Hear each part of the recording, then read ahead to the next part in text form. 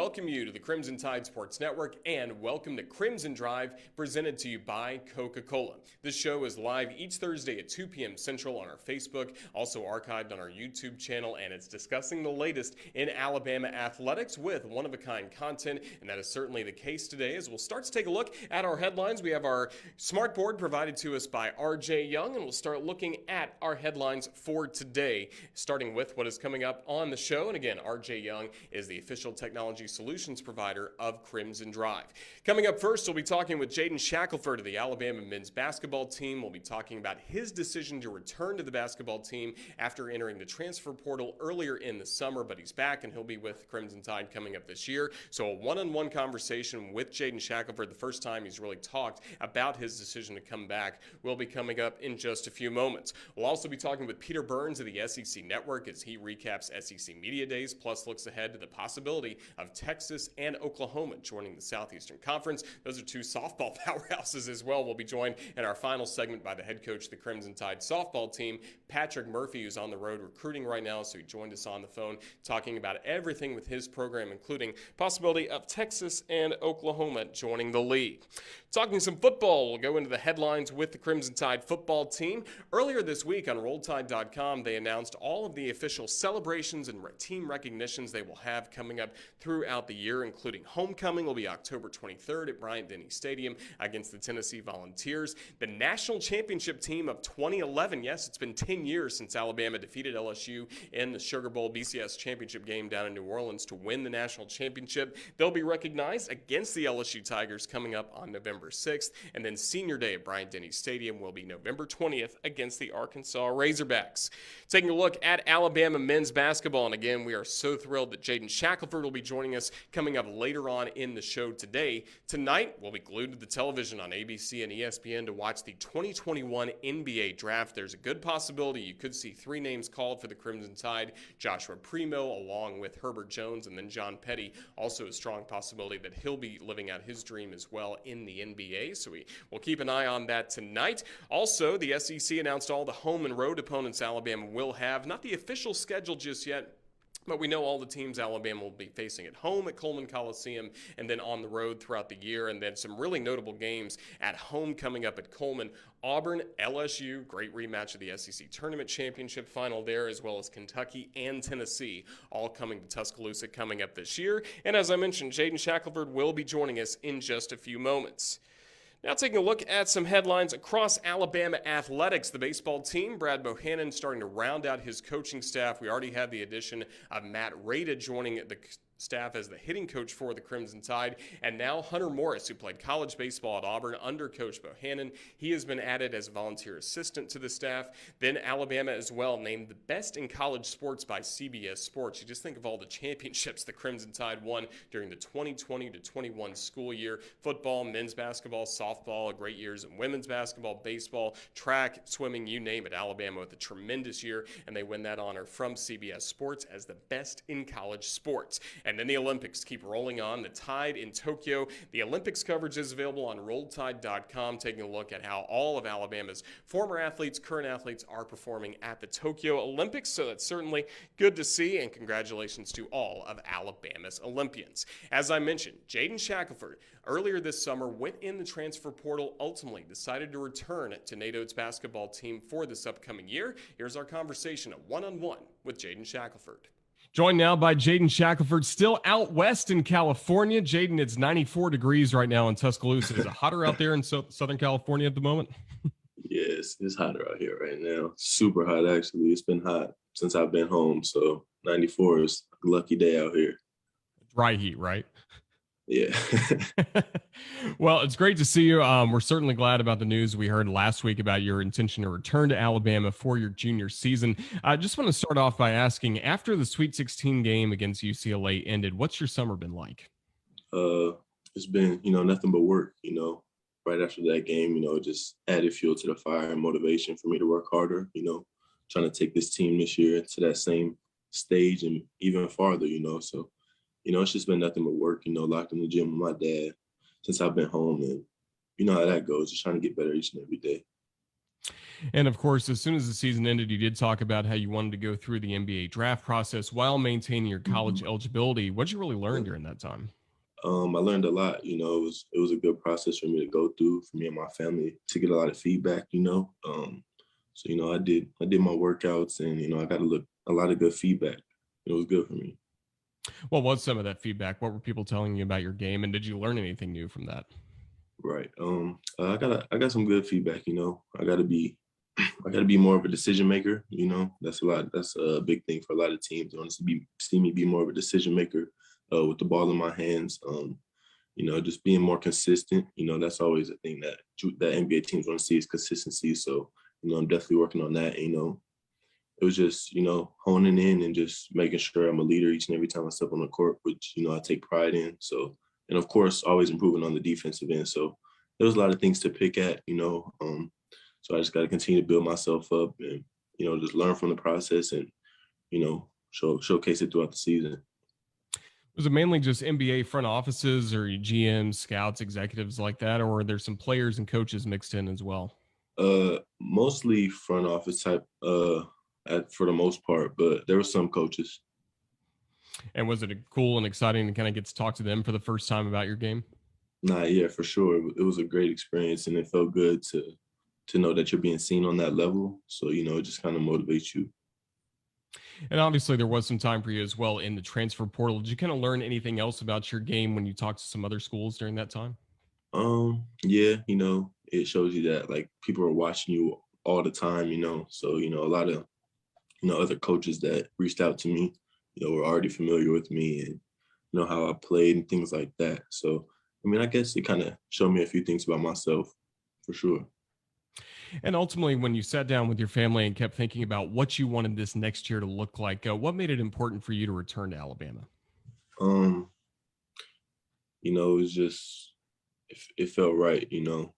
Of course, I made the decision to you know weigh my options, but at the end of the day, I felt that it was right for me to come back to Bama.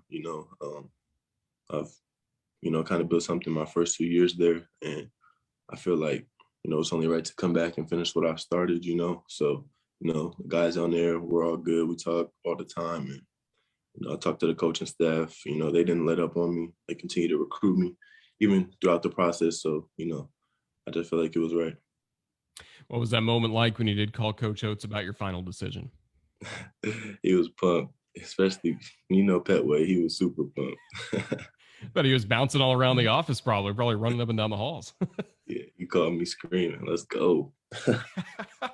Well, that's certainly good to hear, and we can't wait to see you back in Tuscaloosa. And we're talking on this Thursday. It's a really big day for some of your Alabama teammates. Tonight, coming up, is the Absolutely. NBA draft, and let's pretend for a moment I'm an NBA GM, and I'm saying, "All right, hmm Jaden, you played with." We'll start with John Petty. Why should we draft him? And then we'll go talk about Herb and Primo as well. John Petty, ultimate competitor, shoots the lights out. He's a two-way player. He guards and shoots the ball. He's a great leader.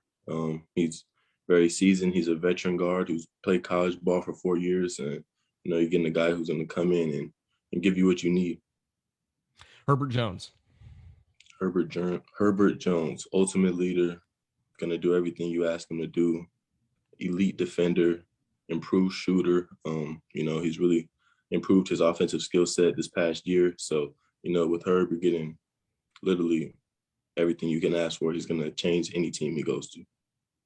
Then you only got to play with him for 1 year, but what'd you see from Mhm. Joshua Primo? What kind of teammate is he?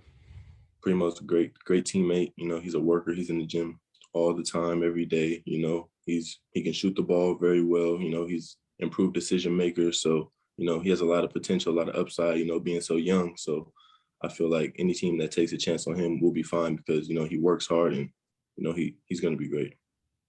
And of course, one of your teammates who got drafted last year and you got to play with as a freshman, Kyra Lewis Jr. Did you lean on him during the last few months?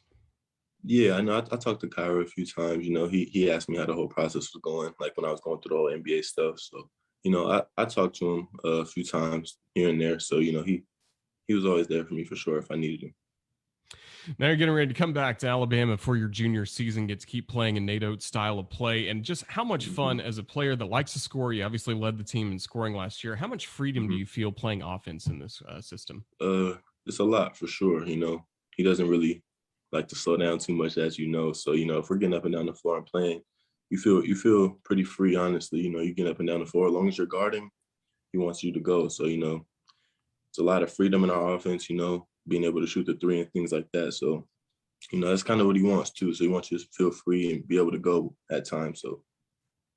And we heard him say a lot. His first year, the offense was kind of there, kind of what his vision for Alabama basketball would be was there, but the defense wasn't there. It seemed like that was the focus of last summer and the offseason getting ready for the year. And it seemed like defense took over for you guys last year. Nah, definitely. We definitely prided ourselves way harder last year on defense. And of course it showed. And I feel like that was a big reason on why we won.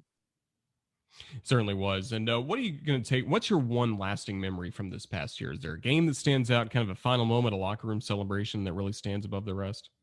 Sheesh, there was a lot, man. I would say the SEC championship games. I don't know. You just like the momentum going to the game, the hype. We had huge talk before the game. It was a different feeling that game, and winning it was crazy. Seeing my seniors with tears in their eyes, crying, me crying myself, it was just a great feeling. So, I definitely look back and think that was like one of the moments I cherish most.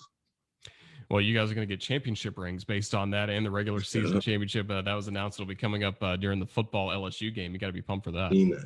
Yeah, that's going to be nice. Can't wait.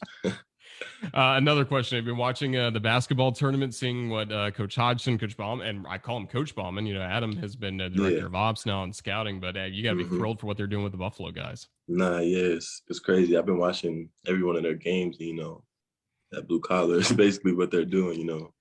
They weren't picked to win a few of their games, but playing hard, and it's crazy. See AB and Coach B out there, but it's good for them. That really is exciting. Well, I know you're looking forward to getting back in August. Just what kind of work does this team need to do to get ready for the season to start in November? Right. I feel like, like we did last summer, we got to really focus on defense once again. We got, a few guys that have been here before. We got a lot of new guys as well. So, just creating that culture, kind of passing that culture down to the new guys is big for us this year. So, just got to come in. I'm going to lead and make sure I get guys in position to learn every day, and that way we're prepared when season comes. Well, we're looking forward to it. And before we let you go, it is a new age of college athletics with name, image, and likeness. What have you and your teammates talked about with name, image, and likeness? Do you have any deals on the horizon or anything you'd like to announce? Yeah, I'm definitely working on some things for the NIL for sure. I don't have anything to announce just yet, but the guys talk about it all the time. There's a lot of things to do and a lot of things like that are out there for you to go get with this new name, image, and likeness thing. So, it's definitely something that we can take advantage of and use going forward. So it's definitely something that we like. Well, Jaden, you gave this fan boost a great jolt last week when you announced you're coming back. We're so excited for your junior season here in Tuscaloosa. Just all the best to you, and Roll Tide. Thank you for joining us. Roll Tide. Can't wait until November to be back inside Coleman Coliseum, watch Jaden Shackelford and all of his Alabama teammates back on the floor ready to defend that SEC championship. Hopefully a long run coming up as well in the NCAA tournament, but crazy to see him go through the process and make the decision to return to Alabama. And like we mentioned during the interview, now possibility of his teammates being drafted tonight in the NBA draft, and on next week's edition of Crimson Drive, hopefully we'll talk more about the NBA draft. Started to talk about it a little bit on last week's show, the possibility that Texas and Oklahoma could be joining the Southeastern Conference, as they have requested to join the conference already this week. So when we got together with Peter Burns of the SEC Network, we knew that was going to lead the conversation. Possible expansion in the SEC, something we haven't seen since 2012. So we get those thoughts plus thoughts on Media Days and the Crimson Tide with the SEC Network's Peter Burns. Peter, it almost felt like there were two SEC Media Days last week. It was, the 4 days we originally planned to have, but then right before Jimbo Fisher takes the stage, everything started to change. Kind of what you see from your perspective during a crazy week in Hoover. One thing I did learn right off the bat is I'm never taking a nap at Media Days ever. So me and Chris Doring were doing our show every morning, and we had a 4:15 wake-up call, right? Because it was simulcast all week long on SEC Network.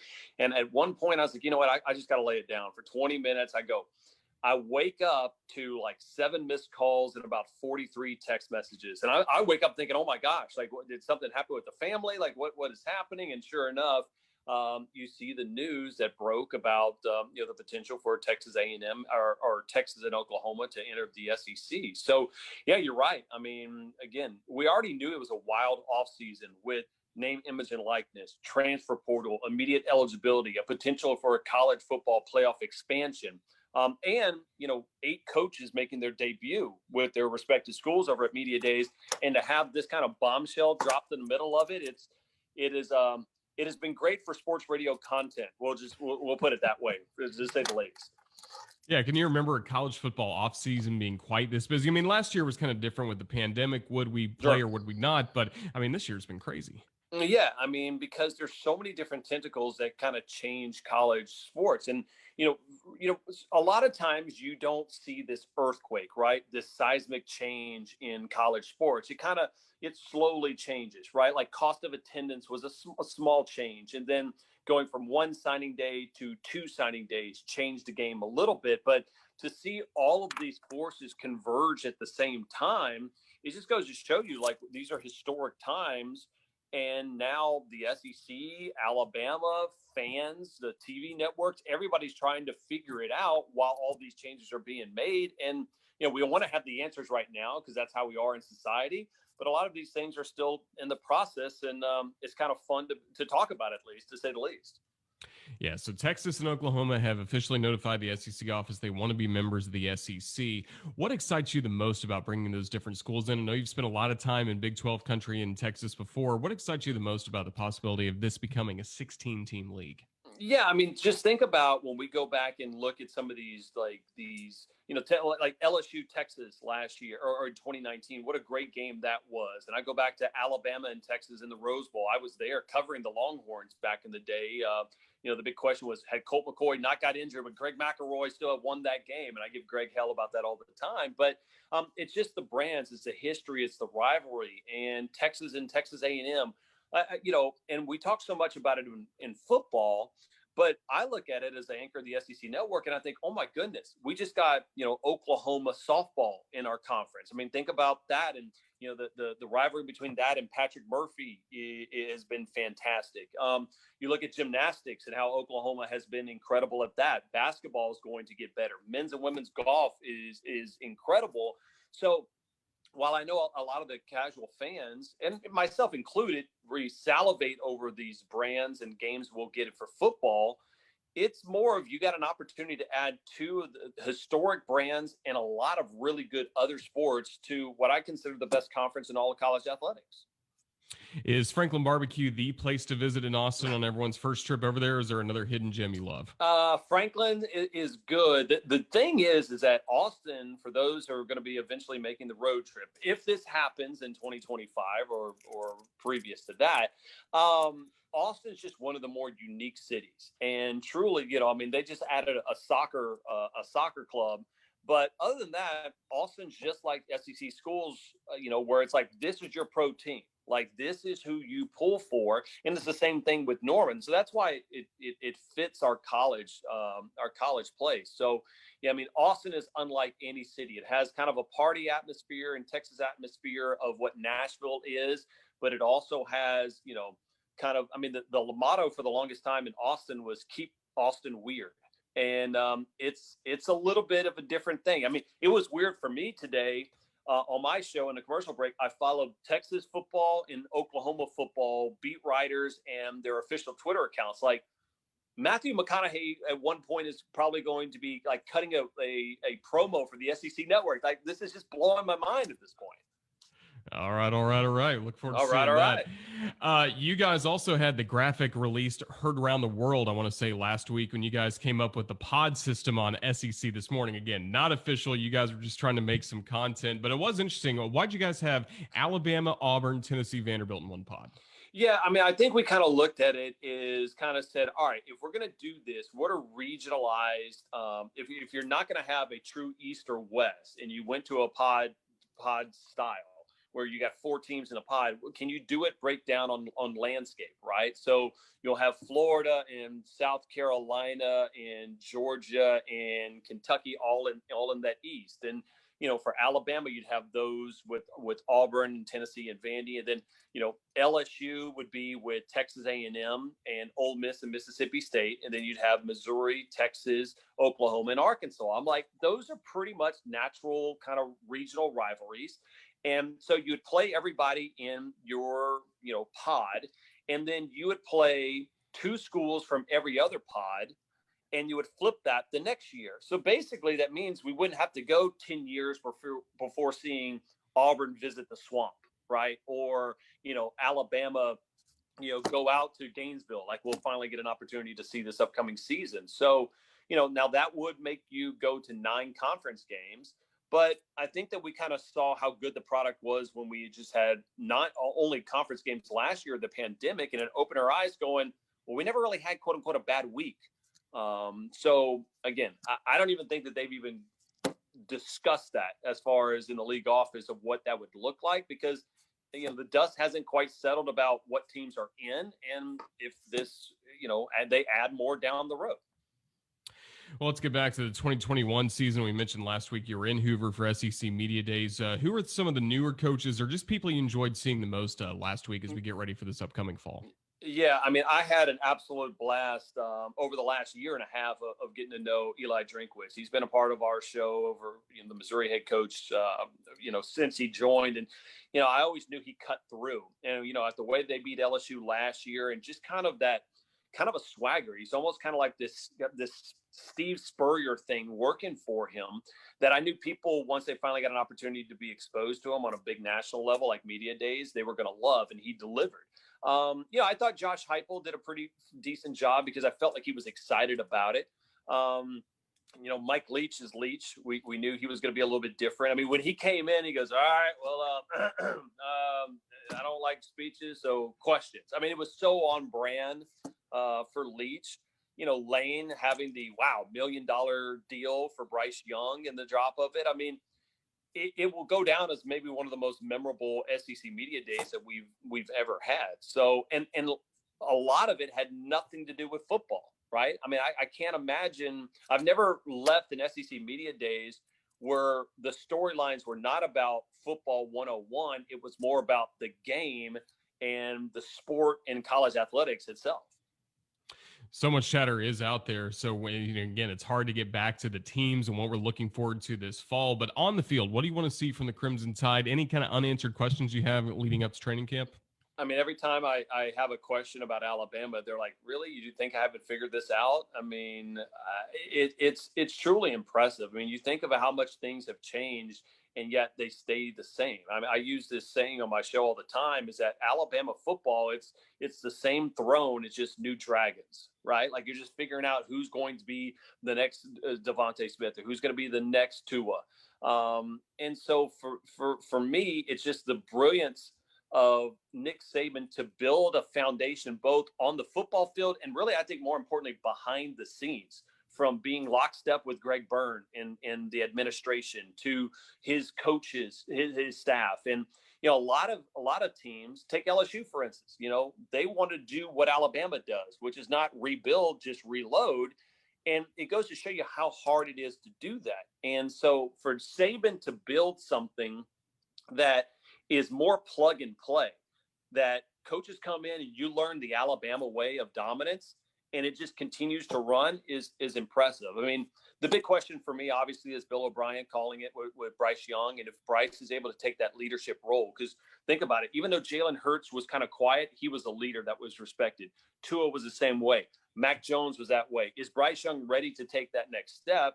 And that's kind of what I want to look at. And I also want to see how dominant this Alabama defense under Pete Golden is. I mean, I think Golden got a lot of flack from Alabama fans and people that casually watch football. I don't think they understood how challenging last year was and how the game has changed. And deep down, he did a really good job of limiting offenses when that's the way the game is being played right now. So I think we shift more back to a defensive-minded college football kind of for this year. I don't think it's going to be as wide open as we saw it in 2019 and 2020. Our focus right now is football, but again, you're full-time with the SEC Network year-round, talking all about all the other sports in the SEC. So that meant last year you were talking about Alabama over and over again, whether it's men's basketball, the softball team winning SEC championships, better years in baseball, women's basketball. I mean, that had to be remarkable to see some of those sports take a big step forward. Yeah, I mean, we talked about it with Brad Bohannon and the job that he has done, and really, I hated that COVID had hit for a bevy of different reasons, but one, like Brad seemed like he was getting that team rolling. Christy Curry as well too, and the opportunities that she's had.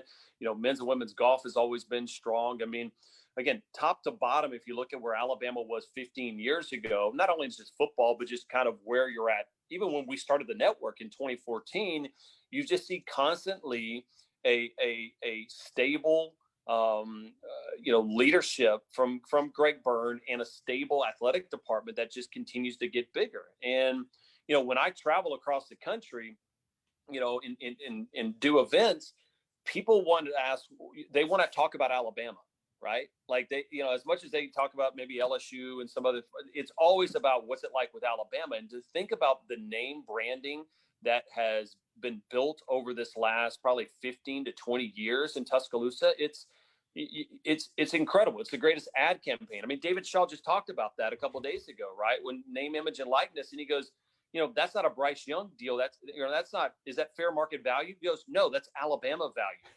I'm like, that's the greatest recruiting promo pitch ever. Like that should be inside of the football facility and every other facility going, David Shaw's one of the smartest men in all of college athletics. And he goes, that's Alabama value. It was awesome. And I guarantee you probably bit his tongue after that quote came out. Yeah, we're working on the t-shirts now. Peter, really have enjoyed this conversation. Great to see you last week at SEC Media Days in Hoover. Look forward to your coverage on the SEC Network coming up this fall. Thank you again. So before we go, I have to ask you, how are Alabama fans taking Texas and OU? Like I can see it from, us in the SEC, like we love it. Like as the SEC Network, as a radio and TV host, it's great. But I mean, how are Alabama fans reacting to this news that may happen? So far, it's been pretty positive from what I've seen. Everyone can kind of point back to the game you mentioned earlier, Colt versus Greg McElroy in the first national championship, the Saban era, and obviously some of the wins Alabama's had against Oklahoma in the college football playoff. But I think for the most part, just fans are kind of like Coach Saban at this point. They are sticking to the process. They are sticking to the next game in front of them. And regardless of who joins the league, I think Alabama fans feel pretty confident as long as Coach Saban's here, as long as the work ethic remains like it has been, it can stay business as normal here. My favorite was when I guess Saban was asked about it after like a Habitat for Humanity thing with the players. And he's like, have you given any thoughts about it? He goes, I haven't really thought about it. And that's so on par because you know what? As much as everybody thinks about Alabama, especially football, doesn't care what you think. And they don't even have time to think about you. And that's part of the reason why the process continues to roll on, no pun intended. Certainly works. Well, Peter, again, thank you for your time. Really enjoyed this conversation. Hope to catch up with you down the road as well. Thank you again. You got it. Peter Burns of the SEC Network, always great to catch up with him and hear his thoughts about Alabama and the league as a whole, as so much is changing right now in the Southeastern Conference. Really enjoyed that conversation with Peter Burns after he got a little bit of rest following a very hectic week in Hoover, Alabama for SEC Media Days. Right now, away from Tuscaloosa, Patrick Murphy and all of Alabama coaches have been able to travel to recruit. That has certainly been good to see as some of the COVID restrictions have been eased a bit in college athletics. So Patrick Murphy was able to join us on the phone, and I think you're going to enjoy hearing from Coach Murphy about the summer for this Alabama softball program, a little bit of Olympics talk with Haley McClinney as well, just getting caught up in everything with the head coach of the Crimson Tide softball team, Patrick Murphy. Joined now on the phone from Oklahoma City by Alabama head coach Patrick Murphy. And Coach, weren't you guys just in Oklahoma City? What are you doing back out there? Hey, Roger. Good morning. We are back here recruiting. There's a really big tournament out here with some really good kids, and Coach Prothro and I are here, and Coach Allie is out in California. So I don't know. I think she might have got the better end of that deal. But I'm sitting here in Hall of Fame Stadium, and it's a great day for some softball. Well, first of all, just how nice is it to go back on the road and recruit, see people in person as opposed to what you had to do all of last year? Oh, it was huge. And, everybody tried to do their best, and we understood all that. And I think we really learned how to use Zoom and, phone calls and just a crazy, crazy time. And people tried to do the best with videotaping or, athletes go live, did a really good job trying to show some games that were played, but it's just not the same thing as seeing it live and in person and hearing all the sounds of a ball game. So I know we took full advantage of being able to get out. I'm sure every other sport at Alabama did the same thing, that recruits in the summer. So it's just so much nicer to see kids in person. Is there anything from the time of virtual recruiting that you'll kind of keep as part of your recruiting program, or is it pretty much all back to how it was pre-pandemic? No, I really think that, some of our really, really talented people in our athletic department, when we did some Zoom kind of meetings and we did some presentations for our athletic department, that including photos and pictures and videos and stuff like that, they did a really, really good job of showing the University of Alabama, from our laptops. So that was one thing I think that we probably will still continue to do, especially it's a phone call where we're introducing ourselves for the first time. And then the next one we say, hey, let us show you what Tuscaloosa and University of Alabama kind of looks like. It was terrific. So that might be a really good way of trying to get a kid to say yes to a visit, because we feel like once we get them in Tuscaloosa on campus, it's hard for them to say no to us. But we just got to get them to school, get them on campus, and it sells it for us. Well, and part of the recruiting pitch is you come to Alabama, you can have a great career playing for the Crimson Tide, and also maybe some Olympic success like we've seen for Haley McClenny, part of Team USA winning the silver medal. Just how proud were you watching those games from the Tokyo Olympics? Oh, incredibly proud. And, she had such a great games. I mean, she hit, I think it was almost 525. She was on base over 600% of the time. Just balled out, was a great lead off for USA. I think she showed the world that she could be the best softball player in the world right now. And unfortunately they fell just short of a gold medal, but man, Haley just put on a show for everybody. And, she's such a great representative for all of us, and it was fun to watch her. And I don't know if you got up early, but I was definitely up early, yesterday morning, at 6 a.m., scrambling on my stupid phone to find somewhere. And my SID, Nathan Sheehan, had to come through in the clutch and gave me some of his passwords or whatever to watch it on my phone, because the hotel didn't have that channel that I was staying at. So, but yeah, we got to watch it. And, I think it's the New Mexico State game where Alabama Athletics is going to honor our Olympic athletes. So I really, really hope Haley gets to come home for that. And, we'll give her a big Bama roll tide maybe at halftime or something for all of our Olympic athletes.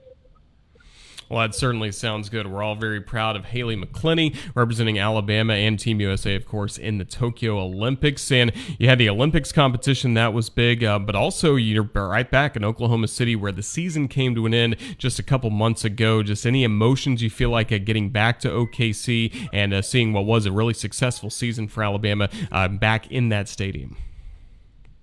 Oh, it was so much fun this year, Roger. I mean, the team was great. Everybody was pulling in the right direction. No issues, just hardworking, great group. They were low maintenance. That's one of the biggest compliments I can give a team, is just they, on and off the field, they were doing the right thing. And, we had that group of 7 super seniors, and I think that really helped us. Their leadership was terrific. They set a good example for all the young kids. Everybody got along. It was a lot of fun, and I'm really, really pleased at where we're at right now for next year in terms of putting some pieces together that, I'm so excited right now. I wish we were playing, but we have a really good nucleus back. We picked up 2 really good transfer kids.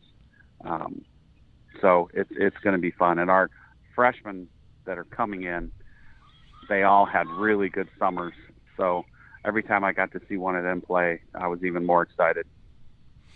And also, college softball is changing a little bit. Really, all of college athletics is changing with name, image, and likeness. We've seen some of your players announce some of their own deals and doing different things. Just what have you tried to tell them about kind of navigating these really unknown waters that we enter into in college athletics? Well, you're right. It's new for everybody, including the coaches. So all of us are learning as the kids go along too. And I think one of the win-wins for all this is, we try to put off a really positive, enthusiastic, knowledgeable face on social media. We always ask our senior class, if you were to say, what word would come to mind if someone would say Alabama softball, and how do you portray yourself on social media?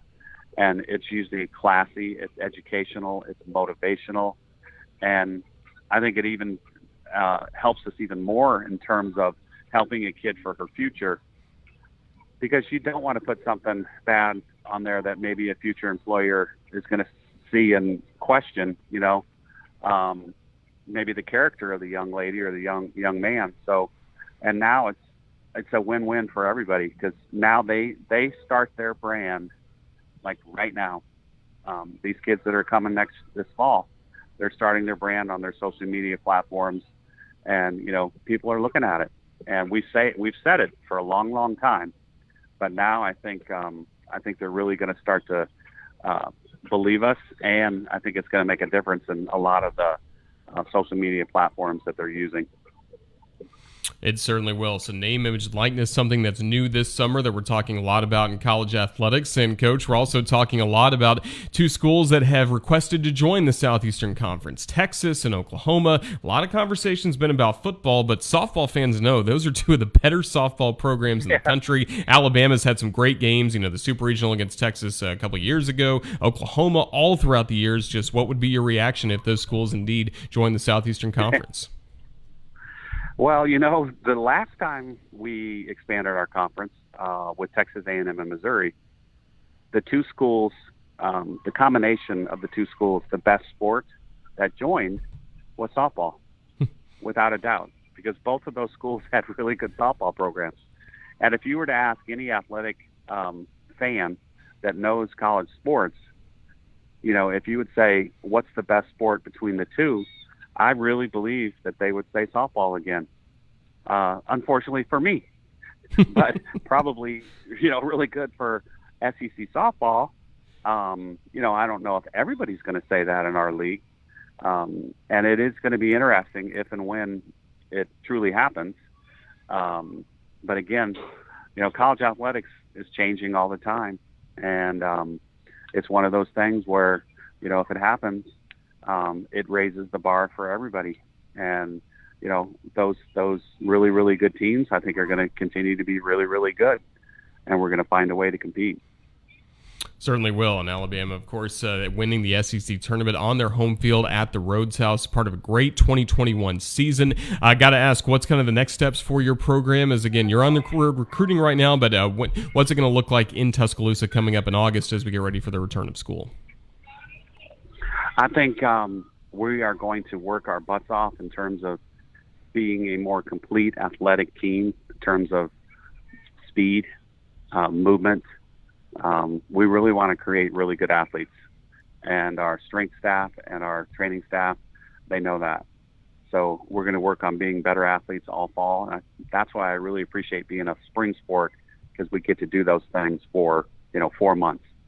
And I feel like we're in an advantage. And, football, soccer, volleyball, obviously they've been very, very talented and very good, but they almost have to do that, this summer.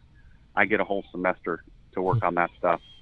So, and then obviously the other thing that we missed out completely over the last school year was our team building things that we love to do. And I think it really, really helps us. Because a lot of the kids, I always do a exit interview with everybody, and I say, what did you like? What didn't you like? And what would you like to see more of? So it's 3 easy questions I ask every kid. And almost every single one, what would you like to see more of, was the team building aspect that we're kind of known for. So all those things that we didn't get to do last year, we're going to do this fall. And I think the kids enjoy it. It's one of those, a lot of them are really big time memory makers. They're going to remember some of this stuff for the rest of their lives. Nobody remembers a batting average, but they're going to remember the things that they did with their teammates, off the field. So we're going to do a lot of those things.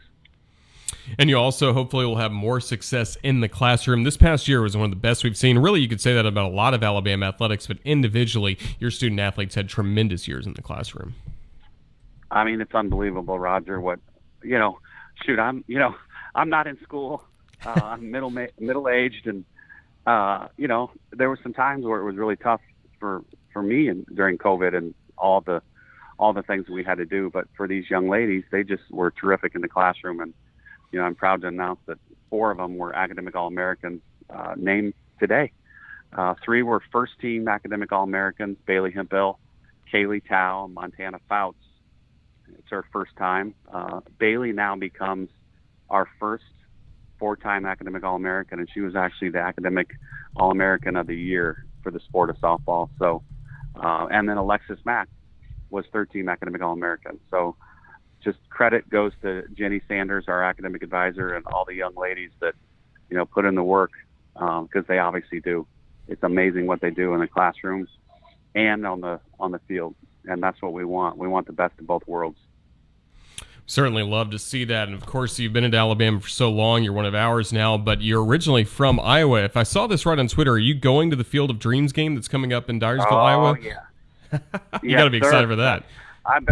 Yes. And there's not very many tickets. It's only an 8,000 seat temporary stadium. It's on August 12th. It's on Fox Sports. They're broadcasting. And Frank Menachino, who's the hitting coach for the White Sox, played for Alabama, was a really, really good player for the Crimson Tide baseball program. That's my source of my ticket. So God bless him, because otherwise I don't think I'd be sitting in a cornfield trying to watch it, I think. But I think it's going to be a great event, and I'm definitely going to pay attention to all the things that they're going to do in terms of promotions and marketing that game, because I'll probably bring some of them home with me. Yeah, take lots of pictures. Follow Coach Murphy on Instagram and Twitter to make sure we see the latest from the Field of Dreams game in the home state of Iowa. Coach, just thank you for your time. It's been great to catch up over the summer months about Alabama softball. Can't wait to see you guys very soon at Rhodes House. But just thank you again for your time, and Roll Tide. Yeah, thanks a lot, Roger. Appreciate it.